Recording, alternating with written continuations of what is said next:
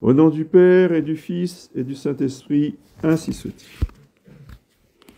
Eh bien, chers frères, comme chaque carême, nous sommes au dimanche de l'étaré, au dimanche de la joie, dimanche en rose, afin de nous faire méditer sur le but ultime, l'un des enjeux du carême.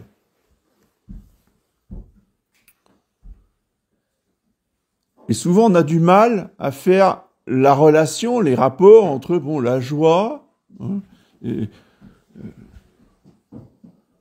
le côté exultation, en plein milieu du carême, où il faut pleurer ses péchés, il faut faire pénitence. Un petit peu de mal à voir la relation entre les deux. Je voudrais vous attirer votre attention ce matin sur l'importance de la joie dans la vie chrétienne. C'est absolument essentiel, fondamental, c'est l'enjeu de notre vie. Et je parle bien de vie.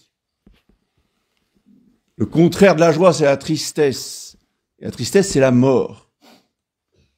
Il ne faut pas prendre cela à la légère. Nous devons prendre vraiment la joie dans tout l'importance qu'elle peut avoir dans la vie spirituelle. Et ne pas la caricaturer.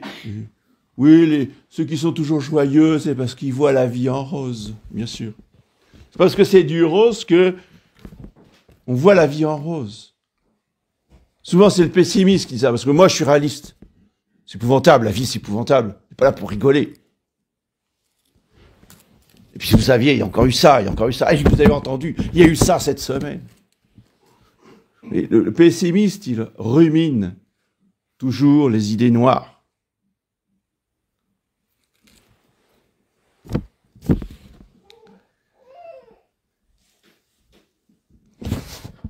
D'abord, définissons bien l'ennemi. L'ennemi, je parle bien d'ennemi, c'est pas un inconvénient, c'est pas quelque chose de désagréable, non, c'est l'ennemi. Saint Ignace nous dit dans ses règles de discernement des esprits que quand le démon arrive, il arrive toujours avec sa tristesse. La tristesse, sans cause, est toujours le signe de la présence du démon. C'est pour ça que c'est un combat. Et il s'agit bien de cette tristesse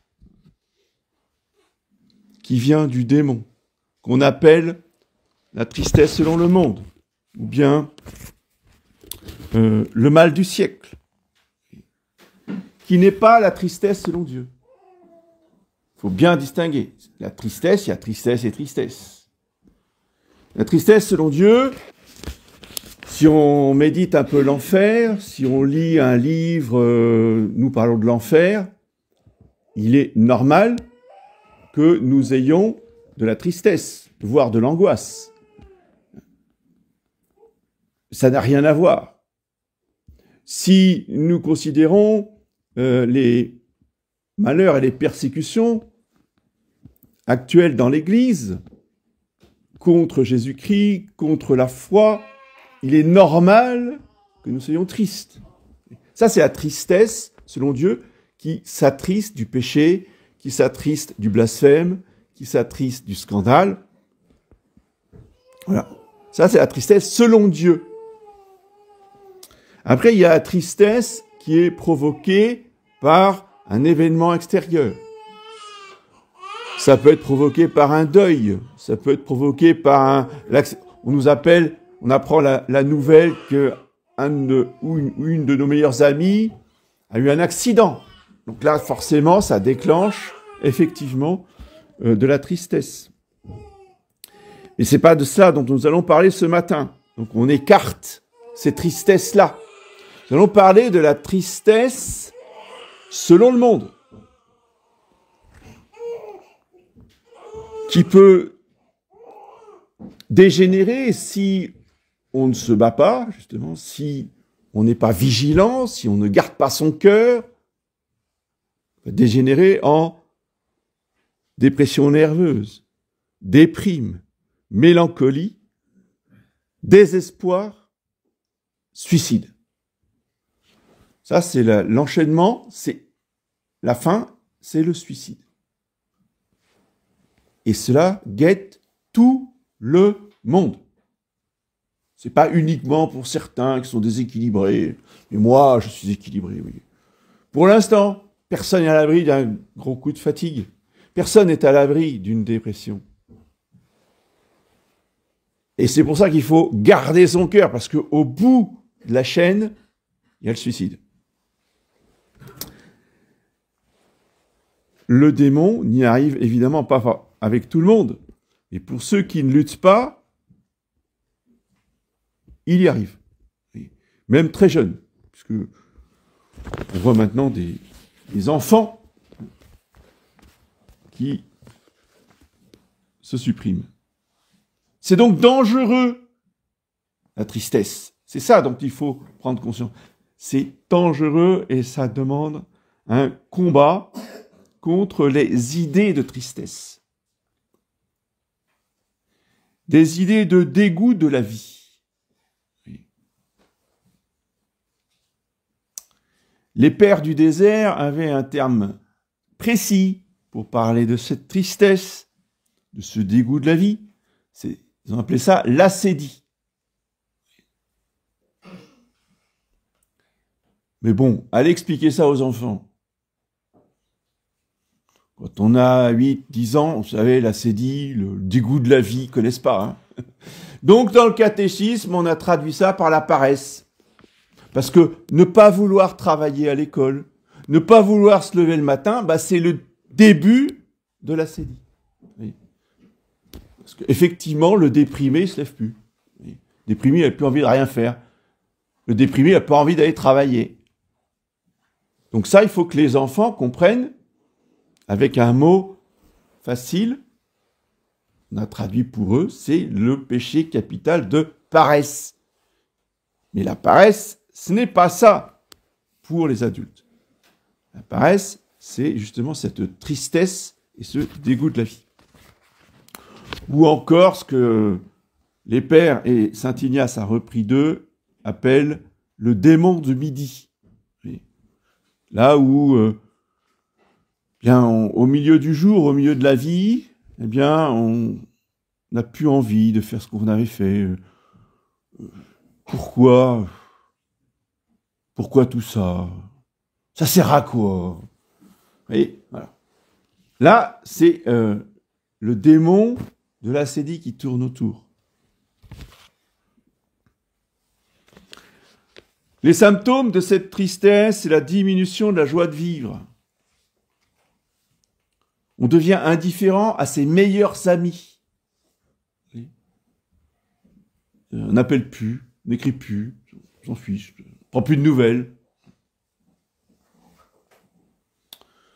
On devient indifférent aux merveilles de la nature. Ouais, bon, alors. Ouais, il y a un rouge-gorge là, bon. Qu'est-ce que ça peut faire? La vie est tellement triste.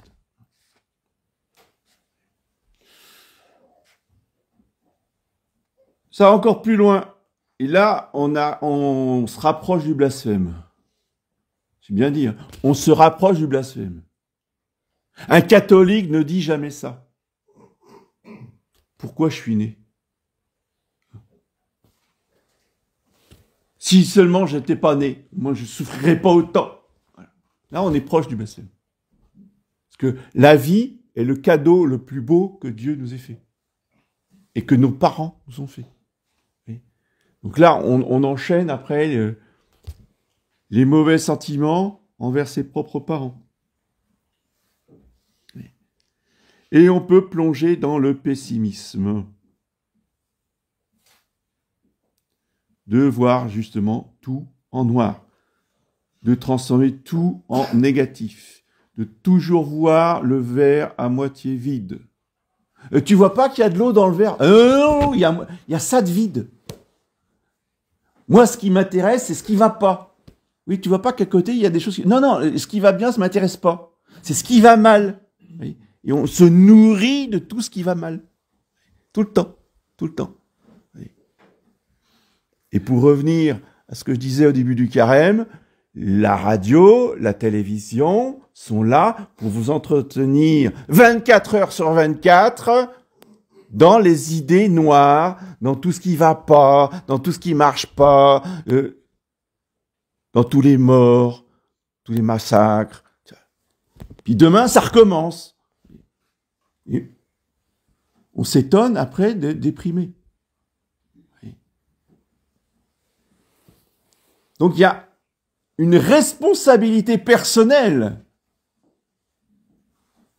à nourrir la tristesse en écoutant toutes les soi-disant nouvelles qui sont pas du tout nouvelles. Hein, excusez-moi, tout ça, ça a 6000 ans d'existence. C'est pas du tout nouveau. Ça a commencé avec Caïn Abel. Il a égorgé son frère. Donc, voilà. Et à l'époque, il n'y avait pas besoin de télévision puisqu'il n'y avait que 4 personnes sur Terre. Mais ça a commencé là, les informations. Oui. Ça n'a aucun intérêt.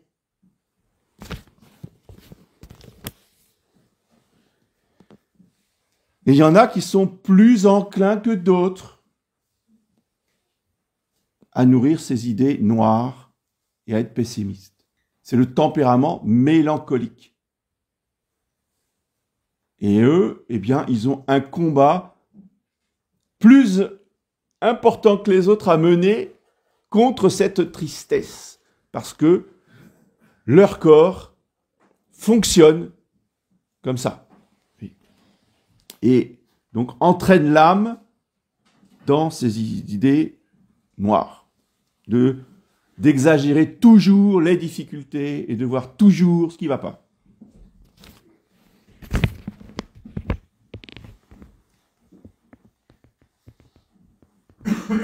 Ces gens-là sont avides et égoïstes quand ils ne combattent pas, justement. Quand ils se rapprochent, vous voyez, de la dépression nerveuse. Ils sont avides et égoïstes, incapables de s'aimer eux-mêmes ni d'aimer les autres. Ils n'ont aucune confiance dans la vie. Bref, tout leur comportement, leur attitude, leur mentalité est teintée de noirceur. D'où l'expression « tout voir en noir ». D'où vient cette noirceur? C'est pas juste une expression. C'est une réalité physique. La noirceur envahit leur propre corps. C'est quoi cette noirceur? C'est la noirceur de la bile. La bile qui est une sécrétion. Je ne voudrais pas dire de bêtises, mais je crois que c'est du pancréas. Mais bref, si ce n'est pas le pancréas, ça doit être autre chose. Mais bref, la bile est un poison. Il faut lutter contre. Alors, il faut lutter sur le plan spirituel, mais nous ne sommes pas des anges. Nous ne sommes pas des purs esprits. Nous sommes des esprits incarnés. Oui. Donc la tristesse déclenche cette sécrétion de bile qui empoisonne le corps et qui nourrit justement la mauvaise humeur. Selon le terme du Moyen-Âge, les humeurs, vous voyez, c'était les différentes sécrétions du corps.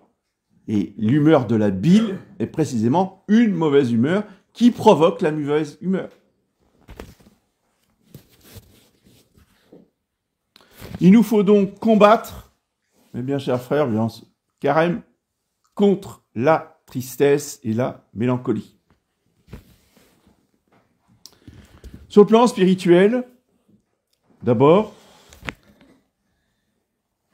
cultiver dans notre âme la gratitude, la reconnaissance, qui est l'attitude fondamentale de la vie spirituelle, qui provoque ensuite la joie. La joie, je vous le rappelle, est un des 12 fruits du Saint-Esprit. Donc il y a un lien direct et essentiel entre la joie et l'habitation du Saint-Esprit dans notre âme.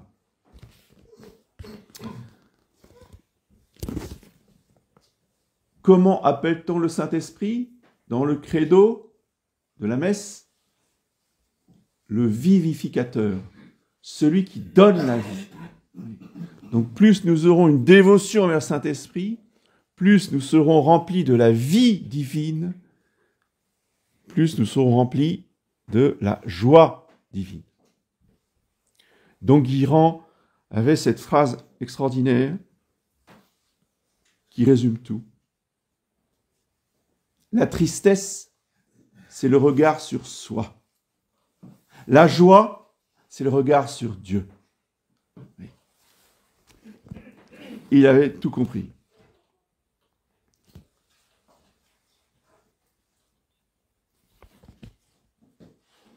Autre combat difficile, très difficile pour les mélancoliques, avoir un esprit positif.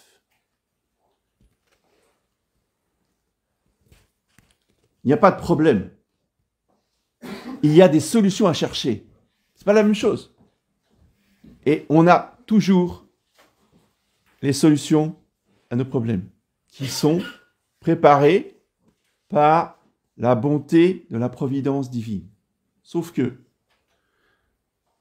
c'est pas Seigneur, c'est quoi la solution? Et hop, on a la solution et on peut avancer. Ça serait trop facile. Ce n'est pas comme ça que Dieu veut que nous avancions. La solution, elle est toujours cachée. Il faut la chercher. Et parfois, il faut la chercher longtemps. Parfois, il faut la chercher des années. Mais on finit toujours par la trouver pour ceux qui ne se découragent pas, pour ceux qui ont confiance dans la providence divine. Un jour, Dieu me montrera. Un jour, je tomberai sur la solution. Oui. Ceux qui baissent les bras, ceux qui disent « c'est fichu », là, eux sont absolument certains de ne jamais trouver la solution.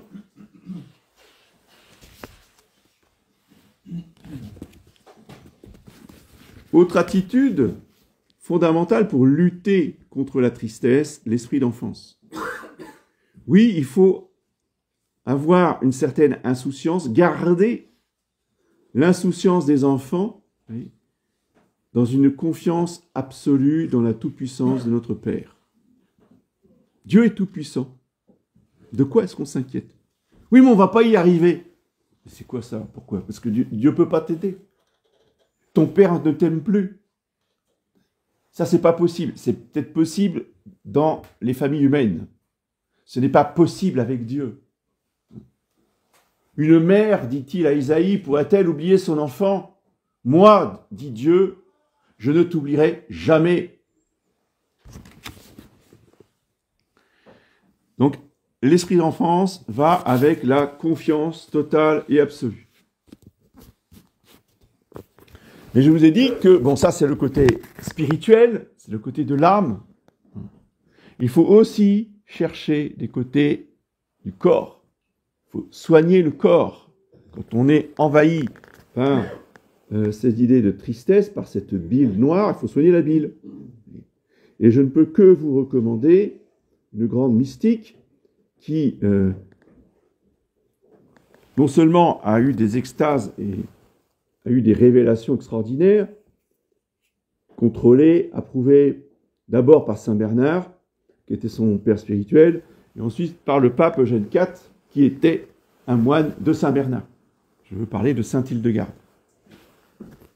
Saint Hildegarde, vous voyez, je pense la mystique qui a le plus prouvé par ses écrits, par sa vie, oui, que notre religion, notre vie spirituelle est incarnée dans la réalité de nos corps et de la création matérielle.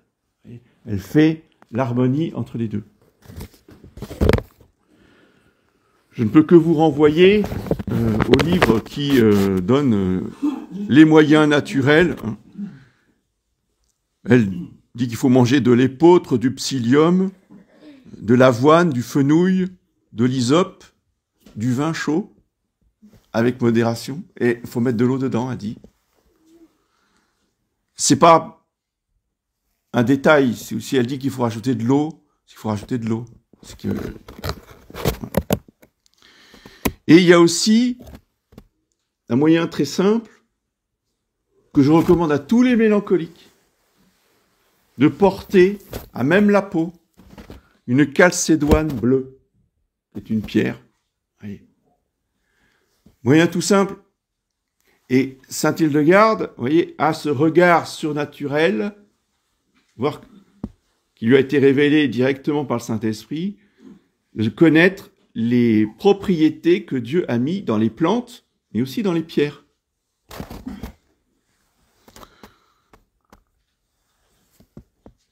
Oui, ça c'est... Ah voilà, ça y est. Monsieur l'abbé est tombé dans le New Age.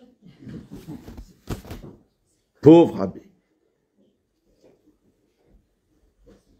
Je vous rappelle que le New Age utilise l'homéopathie, l'acupuncture, les tisanes. Alors, on va plus boire de tisane parce que, vous savez, les gens du New Age, ils recommandent de boire des tisanes. Non, ayons du discernement, s'il vous plaît. Si je vous dis ça, c'est qu'on me l'a dit. C'est pas parce que non seulement les gens du New Age, mais j'ai été vérifié moi-même. Donc, ce que je vous dis, je l'ai lu. Les sorciers utilisent les pierres précieuses. Les sorciers utilisent la chalcédoine. Ah ben voilà, ça y est, alors, vous êtes tombé dans la sorcellerie. Non. C'est comme le triangle avec l'œil dedans. Vous voyez? Ça, c'est la très sainte Trinité. C'est pas les francs-maçons. Oui, mais il y a dans les temps francs-maçons, il y a un triangle avec un œil dedans. Oui, je sais. Parce que le Satan nous prend tout. C'est le singe de Dieu. Donc il prend tout ce qui est de Dieu et il le détourne à ses fins mauvaises. Et, je suis désolé, ça appartient... C'est Dieu qui a créé les chalcédoines et qui a créé les pierres précieuses. C'est pas Satan. Que Satan les utilise pour des fins mauvaises, oui, d'accord. Mais la pierre en elle-même, elle n'est pas mauvaise. Elle a été créée par le bon Dieu. Oui. Et saint Hildegarde nous dit que justement, eh bien, il faut utiliser les vertus naturelles des pierres, des plantes, des aliments pour soigner aussi l'âme. Les deux, si vous voulez, se correspondent.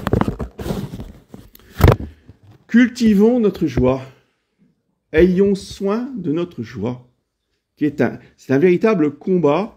C'est pas, oh, je suis joyeux de temps en temps, ah, c'est bien, aujourd'hui, je suis joyeux, et puis le lendemain, oh, bah, je suis triste, et puis voilà. Puis on subit et on ne fait rien. Non. Comprenons que la joie est l'enjeu d'un combat spirituel, en particulier pendant le carême, où la garde du cœur nous permet de faire le tri de nos pensées et de réagir de façon appropriée pour cultiver notre joie spirituelle.